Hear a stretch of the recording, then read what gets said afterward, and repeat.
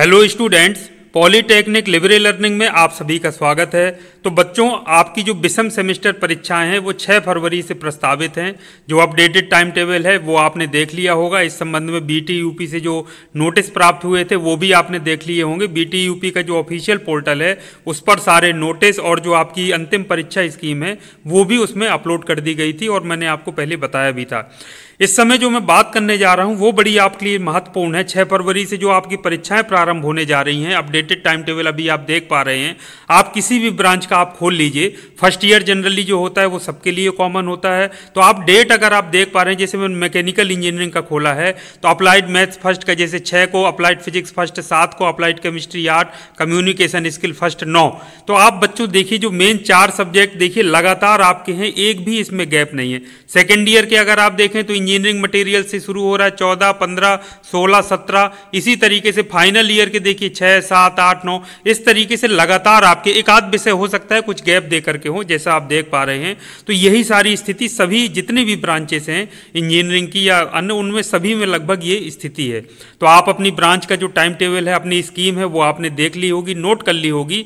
तो आप देख पा रहे हैं कि इसमें जो आपको गैप चूंकि नहीं है तो आपको उसमें उतना ही समय मिलेगा रिवीजन करने के लिए जो आपने अच्छे से पढ़ा हुआ होगा। अगर आप ये सोच रहे हो कि आप कोई नई चीज़ सीख लेंगे या नया पढ़ लेंगे परीक्षा के ठीक पहले या परीक्षा के दिन, तो फिर ये आपकी बहुत बड़ी गलतफहमी है। तो बच्चों, आपके लिए बहुत ज़रूरी है कि अब टाइम मैनेजमेंट, एक एक पल का आप सदुपयोग करें।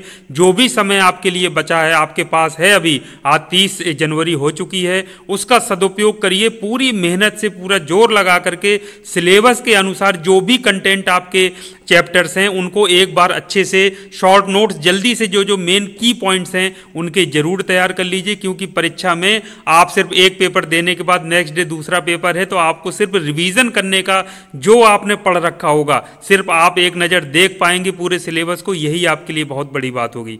और आपको अपने आप पे ये पूरा प्रण लेना है कि आपको किसी भी विषय में बैक नहीं लगने देनी है और अच्छे से अच्छे नंबरों से आपको मार्क्स से आपको पास होना है। तो इन वादों के साथ हम आगे एक चीज़ और बात कर लेता हूं कि बहुत सारे बच्चे परेशान हैं, बार बार पूछ रहे हैं कि सर हमको एडमिट कार्ड कब मिलेंगे, या जो कुछ प्राइवेट जैसे इंस्टीट्यूट्स होते हैं उनके सेंटर जाते हैं दूसरी जगह तो उसकी जानकारी कब मिलेगी। तो मैं आपसे बता दूं कि जो एडमिट कार्ड होते हैं या सेंटर जाने की है, तो न्यूज़ जैसे ट्विटर पर कुछ पत्रकार हैं अपडेट करते रहते हैं, तो वहाँ से मैं बता सकता हूँ कि 2 फरवरी या उसके एक आध दिन लेट हो सकता है 3 फरवरी तक आपके एडमिट कार्ड मिल जाएंगे। और जनरली परीक्षा के 2-4 दिन पहले तक एडमिट कार्ड आ जाते हैं, तो यही ठीक भी समय है, तो उस समय मिल जाएगा और उसके लिए आपको बहुत ज़्यादा परेशान होने की ज़रूरत नहीं है। उसके पहले हो सकता है आप लोगों की सेंटर लिस्ट भी आ जाए, तो उसकी जानकारी भी आपको संस्थान के माध्यम से प्राप्त हो जाएगी। तो अपने संस्थान में आप नोटिस बोर्ड से या अन्य माध्यमों से आप जुड़े रहिए, सेंटर की जानकारी आपको वहीं से मिल जाएगी, आपका सेंटर कहाँ गया है। और दूसरा जो आपके एडमिट कार्ड के संबंध में जानकारी है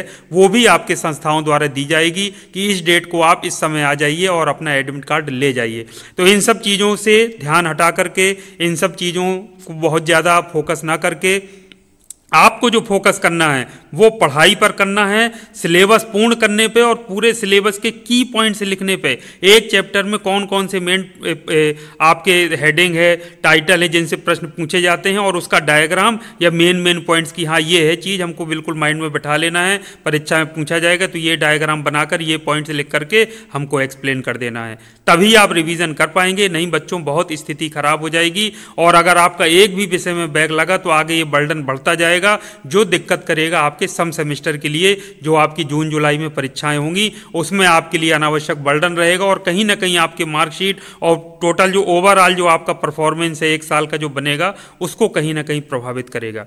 तो मुझे उम्मीद करता हूं कि आप मेरी बात समझ गए होंगे और आपको जो पूरा फोकस आप परीक्षाओं पर देते हुए, उसकी तैयारी में देते हुए प्रण लेंगे कि हमको बैक नहीं लगने देना है, हमको इतनी मेहनत करना है कि अच्छे नंबरों से हम पास होकर दिखाएंगे। तो आज के लिए इतना काफ़ी है। इसी तरह के उपयोगी और अच्छे महत्वपूर्ण जानकारी के साथ एक अच्छे ज्ञानवर्धक वीडियो के साथ मैं आपसे फिर मिलूंगा। तब तक के लिए थैंक यू वेरी मच। आप सभी का दिन शुभ हो।